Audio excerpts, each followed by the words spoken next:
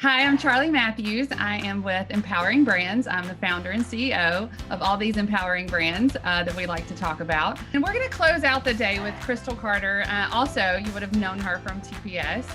She was the marketer there. So she's going to actually be talking to us about fostering diversity in marketing and challenging those unconscious bias. So I think this is kind of a unique article or presentation and something that we really need to focus on in our marketing. It's something that we've been doing personally and really focus on how to get better at that and having diversity in our marketing. So I'm super excited about really all of those presentations. Hello. Hi, awesome. It's so good to see you. It's been a while and I missed you this September for TPS.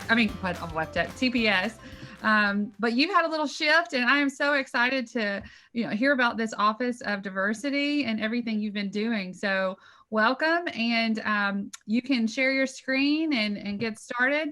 Thank you for being here. Thank you. All right. Okay.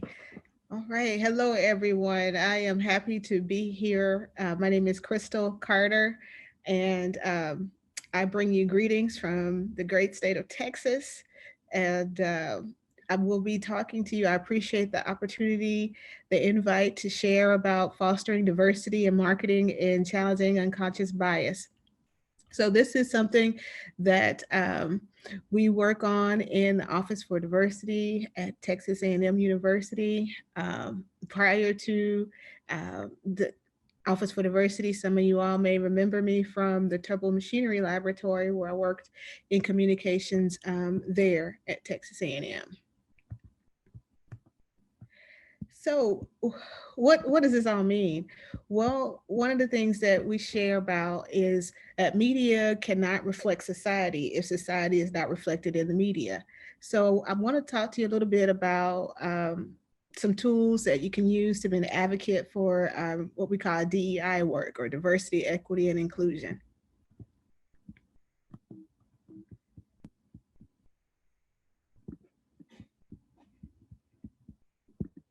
Okay.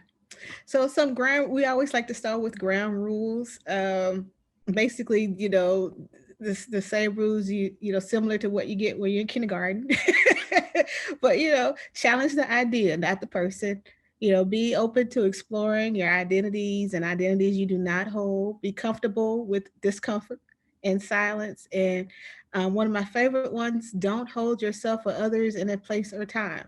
So people can learn, change, and don't hold them in that space or time. Let them, let people, as well as yourself, myself, we do have different opinions and can have those. So don't hold those others or yourself in a particular place or time. Don't freeze anybody. So what is inclusive marketing? So inclusive marketing strives to create a visual culture that is more representative. We want to appreciate and understand our various identities and differences and histories that we all, can share in commonalities. Inclusive marketeers are willing to cultivate this skill set and not rely on stereotypes. So we want to take a progressive stand in those issues in inclusive marketing. So I want to use the chat. I think I popped in and out throughout the day with my other panelists that did a great job. So I want to take a chat break on, if you want to share, you can. What does a diverse personal network look like for you? How diverse is your work or your social network? If you want to take some time and just put something in the chat, you feel free. What does that look like? It looks like different things for me. What my social network looks different than my work network. My LinkedIn network may look different than my Facebook network, than my Twitter network.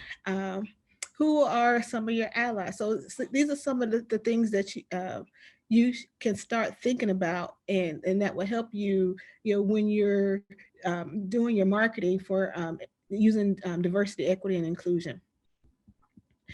So I can't see what's in the chat, but hopefully, Charlie, you can see, you can share with me or anything. If we have anything that we want to share about what does a personal network look like for anyone.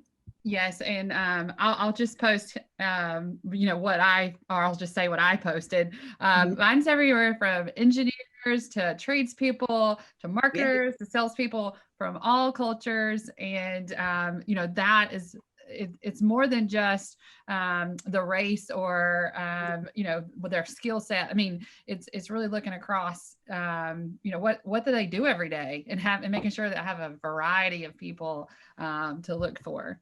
exactly. So I haven't seen anyone else post quite yet. There is a question. Would you like me to do the questions now?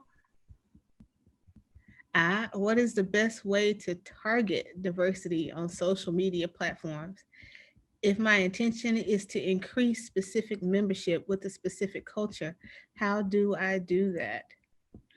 Okay, well, what we're going to talk a little bit about that. We're going to talk a little bit about marketing.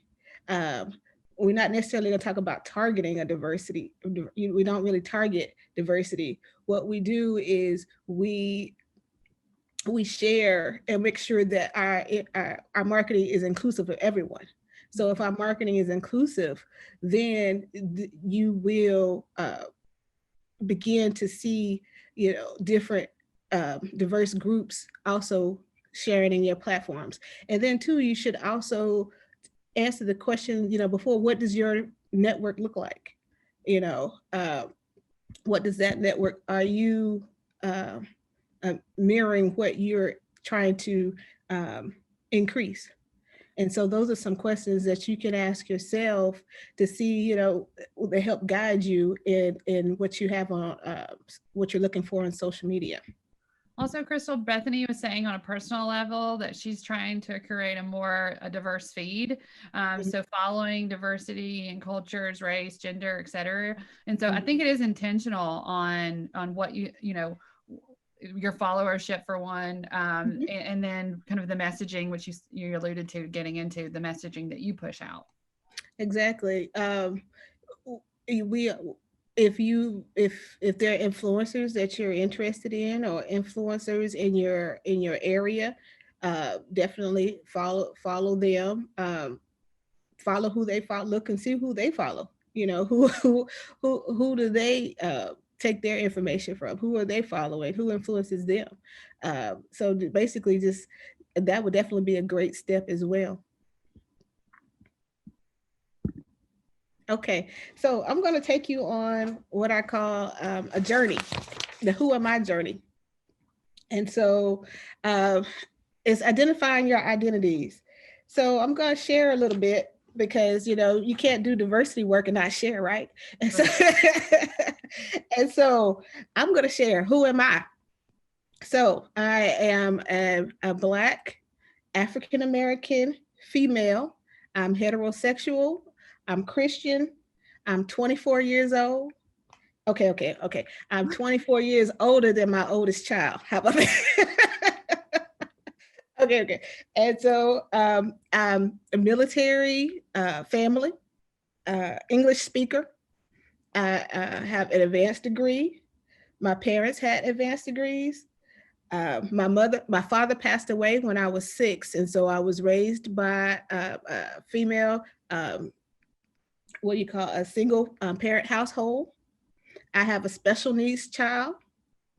I have a biracial child, and I'm a doctoral student. So, if you want to take a screenshot of this slide, because it will help you, identify your own identity. And I'll talk to you a little bit of how that plays into our unconscious biases.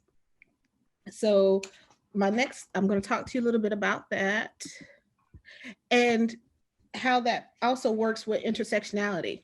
So intersectionality is the acknowledgement that within groups of people with a common identity, whether it's gender, race, religion, there are other defining aspects of identity that exist intergroups.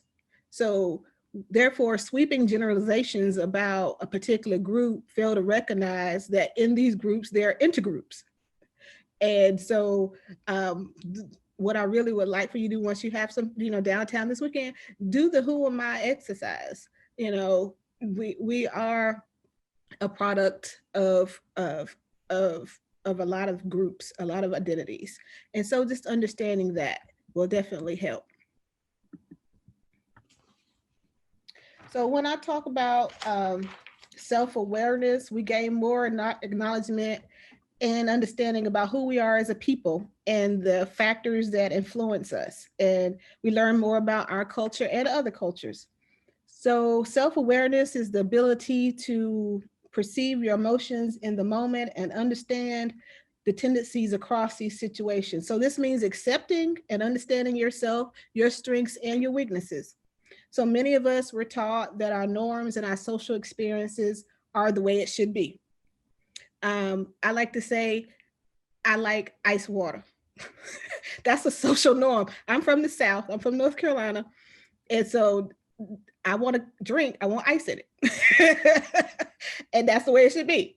That's an unconscious bias. Anywho, we react, some people, may react negatively when you see something outside of your experience. It doesn't necessarily mean it's not wrong. It's not different. We're not racist. It's just you are expressing your unconscious bias. So what do we do to raise awareness of how diversity and inclusion affects our relationships?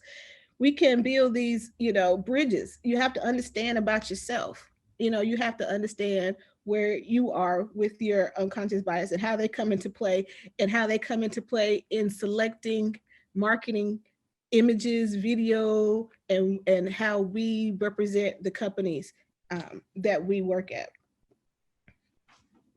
All right, so the work is not for the faint of heart. Self-reflection is painful, but you have to expose yourself, privately and with those you trust and allies in order to be able to be committed to this type of work. So our general definition for unconscious bias is our social stereotypes, the reactions and attitudes that certain groups of people, that individuals form outside of their own conscious awareness affect their behavior and their understanding. So again, this is not just, limited to race and ethnicity. It could be about one's age, gender, physical abilities. So one of the examples that I could use is in marketing. What if there's an image comes across your desk and it's a young boy wanting to cook? And, oh, we can't use that image. Why not? Boys don't cook. Okay, yeah, they do. Or a young lady wanted to, maybe marketing something with math or engineering. Well, let's not lead with this picture. Why not? I'm an engineer, and so I'm glad I saw images that women could be engineers early on. So just understanding, that we may hold some of these, stereotypes, and don't lead with them, don't use them. And again, they're not limited to just ethnicity or race. They're limited to other social groups and identities. Okay, so developing an equity lens. So understanding that, these are a few steps you can use to help with fine-tuning your equity lens. So let's talk about it. Figure out who's the active agent in your photo. So basically the person who's doing something. Determine who is shown in positions of authority and leadership. Are we telling the whole story? With this picture, take a look at the body language and positioning of those in the picture. What do you notice? What's left out? I mean, there's no perfect formula for balancing, but what we do know that if we don't ask the questions, we don't get the answers. So just if you want to develop your equity lens, these are some great first steps to start with that. Also, one of the things that I would recommend, and I sat in on the very first panelist, she did a really great job of taking photos. She was talking about taking photos. If you go ahead and take photos, then you have these photos to use and you rely less on stock photos. Stock photos are authentic, and our customers will realize that. And lead with authentic marketing. Also try what we do in our office is we like to tell the whole story. So if we're sharing an image, we're also, and maybe we're sharing an image about a student, we're going to put the student's name, we're going to put their major, we're going to put where they're from, tell the whole story.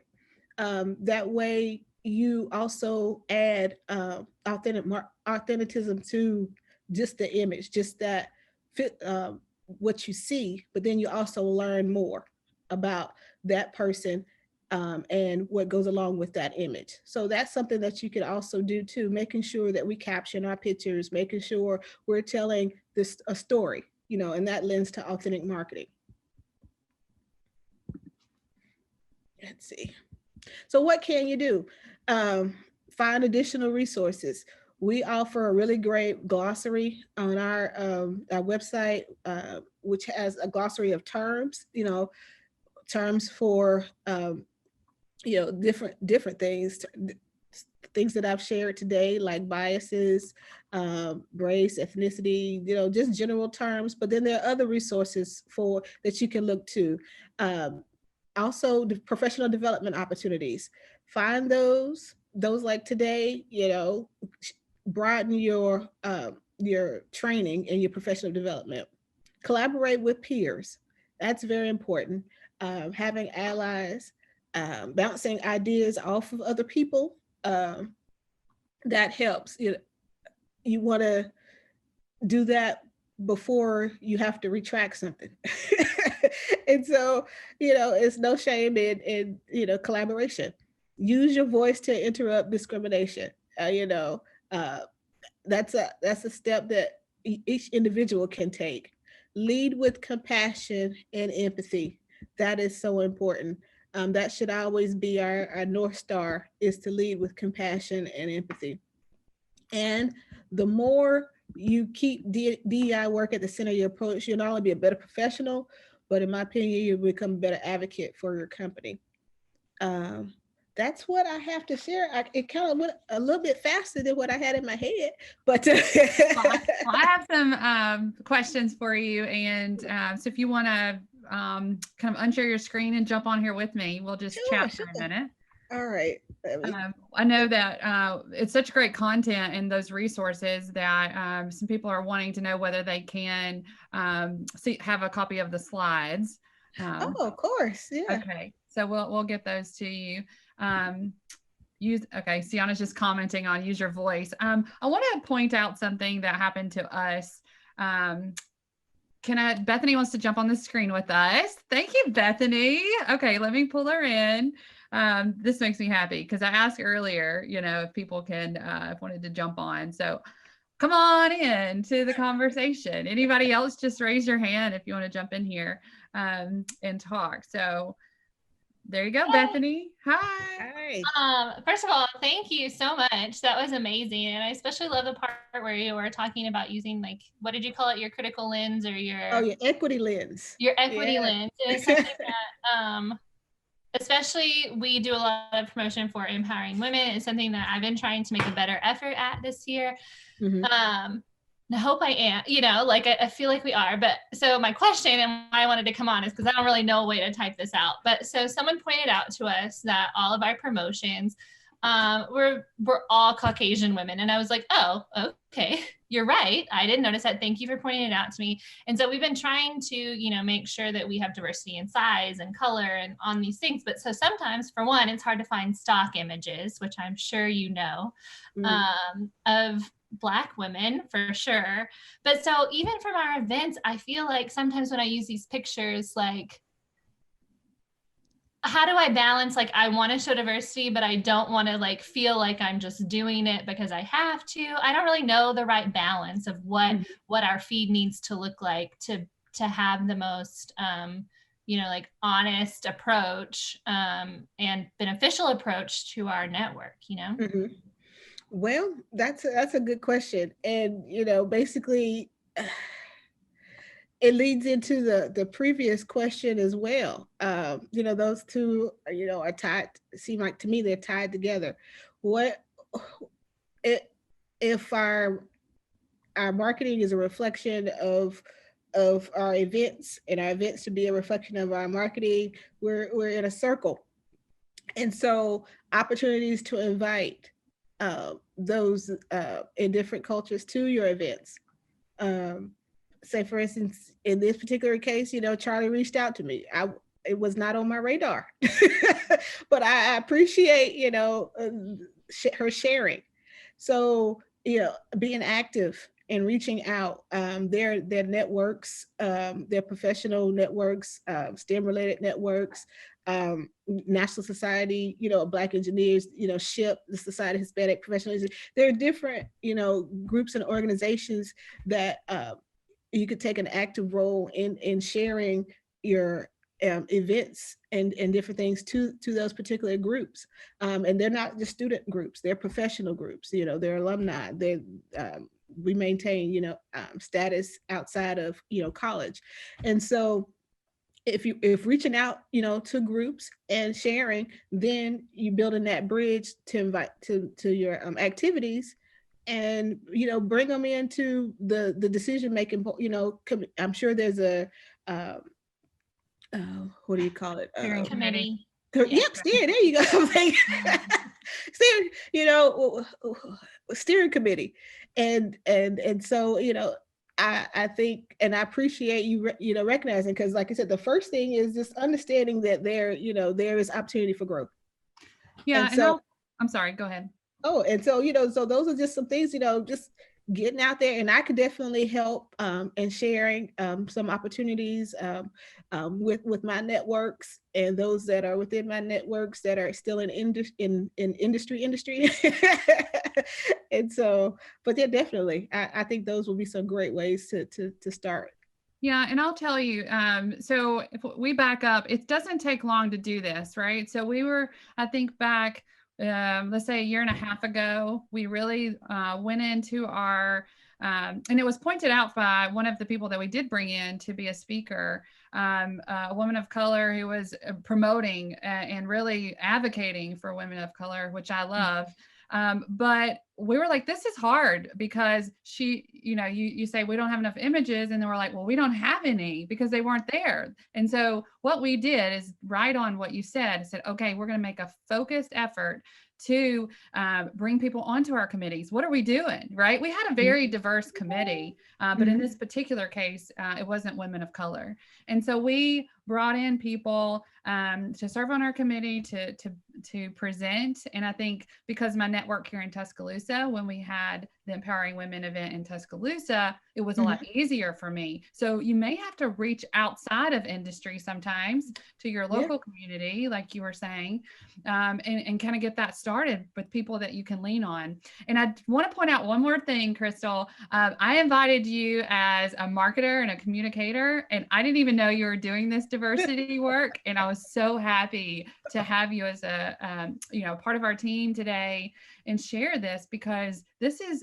important work. And you see that it's now an office at the universities, and we're going to see that as a trend in corporate America to have these groups. So can you talk a little bit about that, and kind of just, overall how this is coming into our universities and corporations?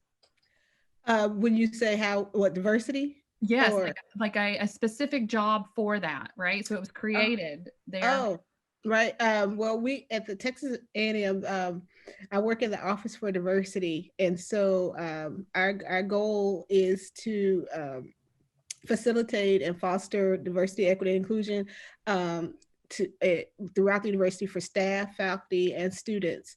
And so there is different diversity offices look different at different universities. Some are more of and multicultural services, organizations.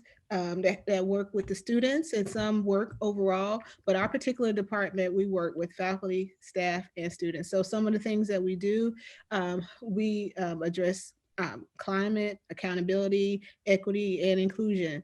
And so we put on seminars, workshops, we facilitate granting proposals and workshops for throughout the university. One of the things that we do is we do marketing workshops like this. So I think that the work is definitely important. And as our the climate in the world, we're always on, we try to represent the university, represent the climate for the students, represent the climate for our staff and faculty. But also we have to understand, in the world we're in, how this is very important work. And I think that translates a lot too with marketing and corporations. And we're starting to understand that building a diverse workforce, helps the climate of your company. And then it also helps with sales with your company as well. And so you got a win-win there. When their climate is, when your employees are happy and the climate there is good, and then that translates into sales as well. So I agree. I enjoy the work. I appreciate the opportunity to share. Even when I worked for the Turbo Machinery Lab, I appreciated the opportunity to share in communications and share marketing. And now in my role in Office for Diversity, I do similar work, sharing communications, but also with a focus on diversity, equity, and inclusion. Yeah, and I think that it's important to point out that, we aren't necessarily, we're not targeting people. I said marketers like to use that word, right? Targeting, who we're going after, who we want to see it. But at the end of the day, what we're trying to do is create great spaces for everybody to work. And if you do that, and you have this inclusive environment, and this everybody is sharing their ideas, and you're listening to them and their needs, it will be different. And one of those needs just happened to be like, I would like pictures of us too, like the whole group. So that we're seen as well. And so just, I wanted to clarify that, because I think it's important that we just make sure that it's not only about the bottom line, it's about being decent and the right thing to do, including our society that we have, and that includes all these people. So thank you for being here. And next things that you can do, join us for our video chats. We have them every 2 weeks. And follow us on the Empowering Industry podcast. That's a lot of fun with me and Bethany. So yeah, looking forward to our next meetup. So thanks everybody. Bye. Thank you. Bye-bye.